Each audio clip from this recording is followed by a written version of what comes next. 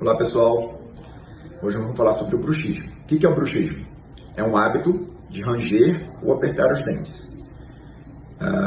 É mais comum acontecer durante a noite, durante o sono, mas também pode acontecer durante o dia, durante a vigília, onde o paciente encontra-se concentrado, fazendo alguma atividade que exige concentração, e aí ele tende a apertar os dentes ou até rangê-los.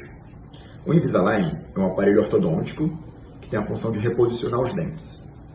Para esses pacientes que têm bruxismo, tem uma grande vantagem. Como ele tem um plástico que recobre os dentes, além de ser confortável e discreto, ele tem a vantagem de proteger os dentes contra o apertamento e o bruxismo.